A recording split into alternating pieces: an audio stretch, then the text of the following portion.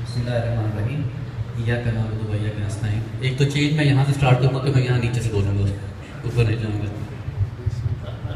अच्छा, अभी आज की जो प्रेजेंटेशन हम स्टार्ट कर रहे हैं, ये हमारी एक्चुअल में एक रवायत बन चुकी है हमारे सारे फंक्शंस की, कि हम कुछ ऑब्जेक्टिवली हर दफ़ा करने की कोशिश करते हैं कि ये बहुत ज़्यादा एक सियासी जो है वो एक जलसा ना लगे, बल्कि हम उसमें कुछ ऑब्जेक्टिवली चीज़ें लेके आएँ और उनको चीज़ों के मुताबिक चलें। आज के इस प्रोग्राम में यौम तासीस के मौके पर हमारा पूरा फोकस जो होगा वो पीटीआई पर होगा कि पीटीआई ओवरऑल उसकी आइडियोलॉजी क्या है, उसका मिशन क्या है, उस हवाले से कुछ बातें होंगी। जहाँ पर आपको बोर लगे उसमें आप मुझे बता तो नहीं सकते, लेकिन आप बर्दाश्त करना पड़ेगा आपको। तो हाथ खड़ा कर सकते हैं, अपना एहतजाज आप जो है वो नोटिस करवा सकते हैं। तो सबसे पहले स्टार्ट करते हैं कि पीटीआई आइडियोलॉजी क्या है। आइडियोलॉजी पर अभी बहुत से लोगों ने, हम सब लोगों ने बात की कि तब्दीली और एक फरसुदा निज़ाम चलता आ रहा था जिसका स्टेटस को जो है हम सब पीटीआई के लोग जो हैं बहुत उसको रेस करते हैं उस पॉइंट को। उसके पॉइंट ऑफ व्यू से आइडियोलॉजी थी कि स्टेटस को ब्रेक करते हुए एक ऐसी सोसाइटी की तरफ चला जाए जहाँ पर हर बंदे के पास उसको इंसाफ मुहैया हो, उसके पास अपने कुछ भी करने के जो मौके हैं उनको वो हासिल कर सके। जो भी हमारी तरफ में नाइंसाफ़ी हो रही है उन तमाम चीज़ों के अगेंस्ट में सिस्टम को बेहतर किया जाए। हमारा निज़ाम इतना फरसुदा हो चुका हुआ है कि उस निज़ाम को ठीक किया जाए। तो बहुत सी चीज़ें लिखने की ज़रूरत थी, लेकिन मुझे एक ऐसी पिक्चर मिल गई जिसने ये सारे मेरे मसले हल कर दिए, और वो ये थे कि ये है पीटीआई आइडियोलॉजी, जिसमें इस्लाम हमारा एक कोर, एक मेन कॉन्सेप्ट है।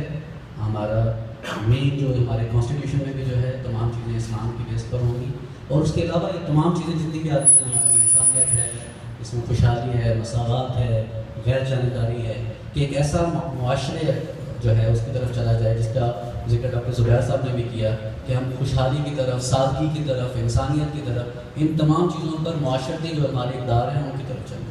तो मुझे इससे बेहतर कोई रिप्रेजेंटेशन नहीं मिली कि हम आइडियोलॉजी को इस तरीके से मैं बयान करूँ, तो मैं उसमें इसको चाहूँगा। नेक्स्ट चीज़ है पीटीआई मिशन, कि हम पीटीआई का ओवरऑल मिशन क्या है, कि हम करना क्या चाह रहे हैं। ये कुछ पॉइंट्स हैं, बुलेट पॉइंट्स हैं। Freedom from political, economic and mental slavery. जो स्लेवरी का जो कॉन्सेप्ट है हमारे यहाँ पे, हम गुलामी करते आ रहे हैं कि अगर हम पीटीआई के, अगर हम पीपल्स पार्टी के लोग हैं, अगर हम नून लीग के लोग हैं, या अगर हम किसी खास एक फ़िरके से ताल्लुक़ रखते हैं, मजहबी फ़िरके से, या हमारी कोई भी एक जो सोच है जहाँ हम बिलोंग करते हैं, हम उसमें गुलामी का शिकार हैं। हम ना तो ओपनली चीज़ों को सोचते हैं, ना हम ओपनली चीज़ों को देखते हैं कि चूँकि मेरा मसलक ये है, चूँकि मेरी बिलोंगिंग पार्टी से ये है, तो मैं उसी रास्ते पर चलता रहूँगा। तो ये एक ऐसी सोच है जिससे सबसे पहले हमें एड्रेस करना है कि मेन थिंग जो है वो ये है कि हम किसी भी किस्म की गुलामी से बाज आएँ, चाहे वो अंदरूनी हो चाहे वो बैरूनी हो। तो एक तो ये बहुत इम्पोर्टेंट पॉइंट है।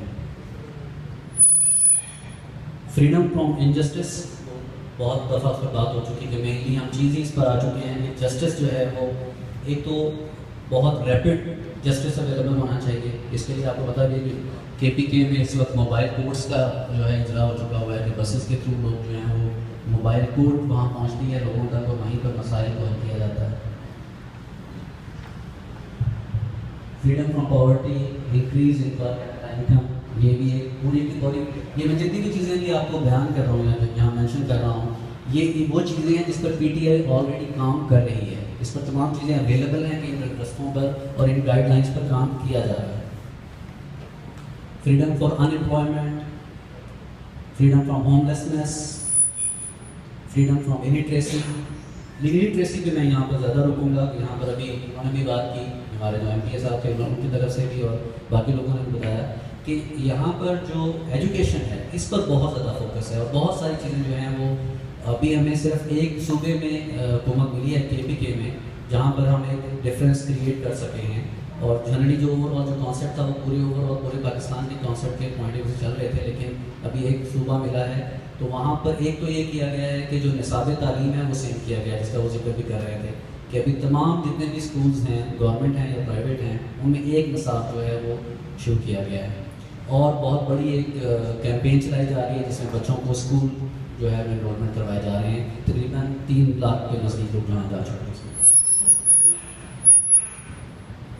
Freedom from generation wealth in fair wage कि आपको जो भी आप तरक्की करना चाहते हैं उसमें कोई हर्डल नहीं होगी, आपको फ्रीडम होगा लेकिन फेयर वे में। Freedom from fear thought and expression कि आपको किसी भी किस्म के खौफ के बगैर आपने अपनी चीज़ों को आगे चलाना है कि आपने आपका एक मेन मिशन होना चाहिए।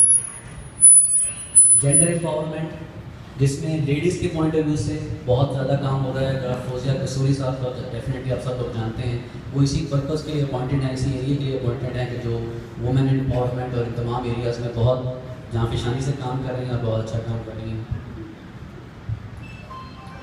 इक्वल राइट फॉर माइनॉरिटीज़, यहाँ तक तो था मिशन के हवाले से। अभी आपने मैनिफेस्टो के पॉइंट ऑफ व्यू से कि जो हमारा इस दफ़ा का जो मंशूर था इलेक्शन में जो भी हम गए वो क्या था, मैनिफेस्टो क्या था। सबसे पहले तो एक सिक्योरिटी और जो डिफेंस है उस पर हमारी बहुत क्लियर लाइन है, जिसके बाद जो इमरान खान और जो PTI 2003 से कहते आ रहे थे, इतने अरसे से कहते आ रहे थे और बाकी पार्टीज उसको अपोज करते रहे, वो अब इस लेवल पर आ चुका है कि अभी बाकी पार्टीज भी उसको एक्सेप्ट करने के तरफ आ रही हैं। तो ये एक ऐसा था कि जहाँ पे सिक्योरिटी कि आप किसी और पर बाहर की जो कोई भी जो कुव्वतें हैं और डॉलर लेकर आप अपने आप को उस जंग में मत डालें, बल्कि अपनी सिक्योरिटी जो है वो मेनटेन करें। नेशनल एमरजेंसीज, ये वो एरियाज थे जहाँ पर ये ज़रूरत थी कि एमरजेंसी लगा कर काम किया जाए, जिसमें एजुकेशन है, जिसमें हेल्थ है, जिसमें इंस्टीट्यूशनल रिफॉर्म है, anti corruption, governance, expenditure reforms. तो ये सारी एरियाज़ हैं। अगर आप KPK की साइड पे जाके KPK की अगर आपको अपडेट्स बताऊँ तो ये वो सारी एरियाज़ हैं जिसको वाकई आप देखेंगे कि इन पर एमरजेंसी तौर पर काम किया गया है। नैब का एक इदारा बना दिया गया है, पुलिस को डिपोलिटिसाइज कर दिया गया है, आपकी सेहत पर आप सेहत का इंसाफ का एक पूरा प्रोग्राम चला के जहाँ पर पोलियो वैक्सीनेशन एक बहुत बड़ा मसला बन चुकी हुई थी, वो पूरे वर्कर्स के साथ मिलकर किया गया। तो ये सब वो एरियाज हैं जिसमें एमरजेंसी में काम किया गया वहाँ पर। इकोनॉमिक ग्रोथ, इस पर भी तमाम चीज़ें आपकी इंडस्ट्री की साइड पे काम हो रही हैं, एग्रीगेटिंग करनी हो रही हैं, वाटर सिक्योरिटी, हाउसिंग, ट्रेड, ये वो तमाम चीज़ें जिस पर काम हो रहा है।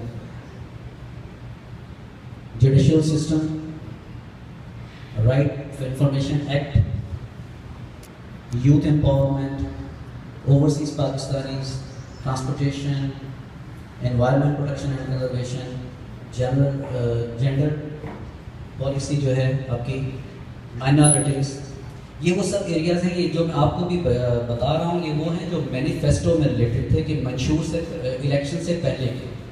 और मैं सिर्फ अभी ये दोबारा से रिपीट इसलिए कर रहा हूँ कि ये वो एरियाज़ हैं कि हम अपने वादे भूले नहीं हैं। ये अभी जो हैं डॉक्टर इमरान ने बात की कि जी वादे जो याद नहीं रखे उन लोगों ने, तो हम ये कहना चाहते हैं कि अभी तक हमने जो वादे किए हम उन पर स्टैंड बाय हैं और हम चाहते हैं कि उन पर स्टैंड बाय रहेंगे।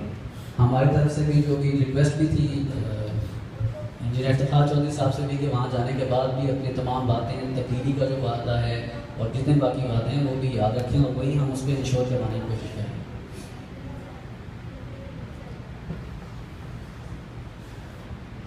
अभी थोड़ा सा मैं इस तरफ आऊँगा PTI जर्नी टू चेंज की तरफ। वीडियो भी आपने देखी, तमाम चीज़ें देखी, जिसमें हमने 1947 से और मेजर आसिम साहब ने इनको 1940 से स्टार्ट किया। मैं थोड़ा सा अपने आप को शायद उम्र के बाद से कह देता हूँ कि मैं इसको शुरू करता हूँ। बेसिकली अगर PTI के पॉइंट ऑफ व्यू से अगर हम बात करते हैं, जो कि जो में तासीस का टाइम है, तो मैं इसको शुरू करूँगा इमरान खान से। तो इमरान खान को जब स्टार्ट करना अगर है तो उसके पॉइंट ऑफ व्यू से सबसे पहले तो मैं ये लेकर आऊँगा कि ये एक 1980s का दौर है।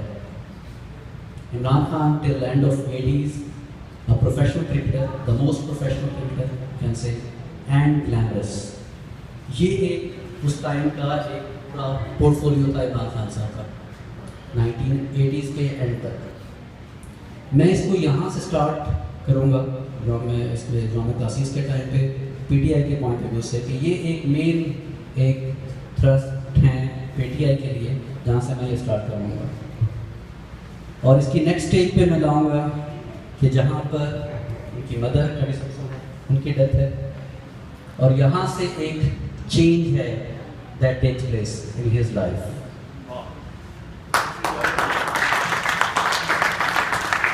A cricketing achiever or celebrity into social work, switch off momentum, कि यहाँ से आपके पूरा एक नया एक दौर शुरू होता है। एक शख्स जो अपनी शोहरत की बुलंदियों पर है, एक शख्स जो अपनी कमाई के हवाले से, दौलत के हवाले से अपनी बुलंदियों पर है, जिसने सब चीज़ें देख रखी हैं, जिसने यूरोप देख रखा है, जो उनके लोगों के बीच में रहता है, और वो अपनी एक बैक टू, जिसे कहते हैं कि बैक टू द रूट्स वापस आता है, अपने इस्लाम की तरफ वापस आता है, अपने कंट्री की तरफ वापस आता है। और इसमें जो उनकी वजह बनती है उनकी डेथ ऑफ मदर। मैं एक जगह पढ़ रहा था, एक इंडियन प्रोफेसर हैं, उन्होंने ये कहा था कि जी आप लोग ये कहते हैं कि ताजमहल जो है वो मोहब्बत की अलामत है, उनकी डेथ की वजह से जो मुग़ल बादशाह थे उन्होंने उसके ताजमहल बना दिया।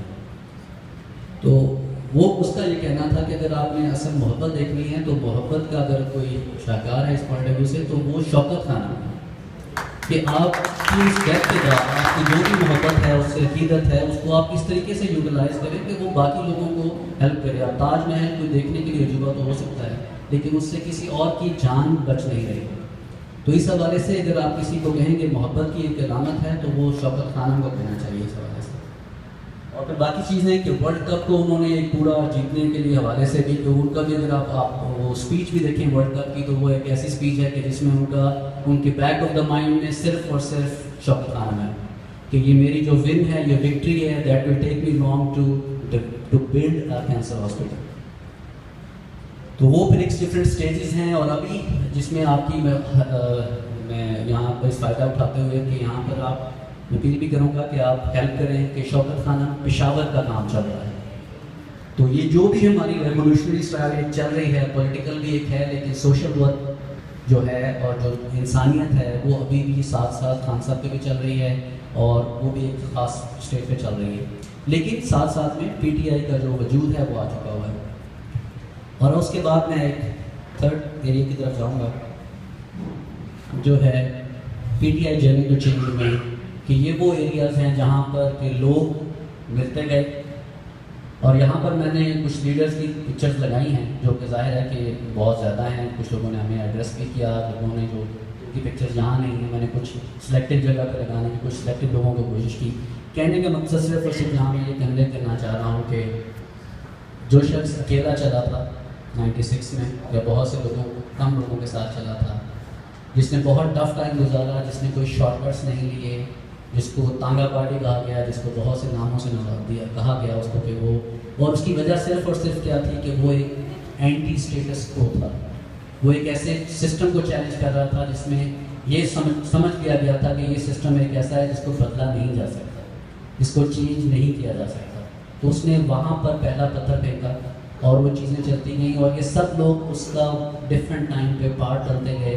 और अगर आप नीचे की पिक्चर्स देखें तो ये वो हैं जहाँ पर कि हम अपनी पूरी स्ट्रेंथ के साथ इंशाल्लाह वापस आए हैं और आइंदा भी इससे भी ज़्यादा फोर्स के साथ आएंगे।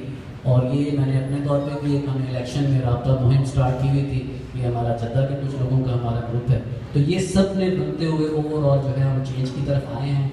This is what I am thinking, this is the journey to change. और यहीं पर मैं ख़त्म करना चाहूँगा। Thank you.